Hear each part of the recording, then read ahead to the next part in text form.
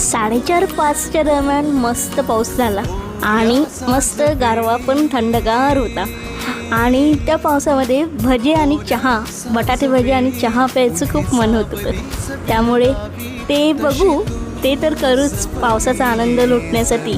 आणि मस्त थंडगार पाऊस, असं वाटतं की भिजायचंच मन होत होतं माझं.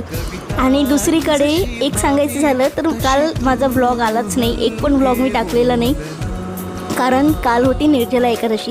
निर्जला एकादशी म्हणजे सगळ्यात 12 महिन्यातली सगळ्यात मोठी एकादशी, ज्याला म्हणजे तो एकटे जो कोणी उपवास करेल, हा एकादशीचा निरंकार उपवास करेल, त्याला 12 महिन्याचं पुण्य मिळतं असं म्हणतात. मला पण ते कुठून तरी ऐकू आलं, तर मी पण केला. चला म्हटलं घेऊन घेऊ 12 महिन्याचं पुण्य. पापं कधी केलेच नाही, पुण्यच करतो आपण तसे पण, त्यामुळे घेऊन घेतली. आणि मस्तपैकी फराळ वगैरे केला. निरंकार उपवास होता, दोन्ही टाईम फराळ करायचा होता.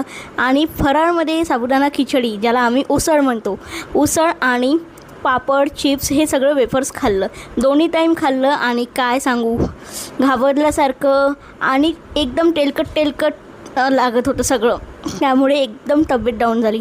आणि एक पण काल व्हिडिओ शूट केला नाही, त्यामागचं हेच कारण होतं. आणि त्यामुळे आज तुम्हाला व्लॉग बघायला मिळतील. तुमच्या इकडचं वातावरण कसं आहे आणि तुम्हाला या पावसामध्ये कुठे जायला आवडेल आणि काय खायला आवडेल ते मात्र मला नक्की कमेंट करून सांगा. तुमचं फेवरेट हिल स्टेशन कुठलं आहे आणि तुम्हाला पावसाळा आवडतो का? मला तर बाबा खूप आवडतो.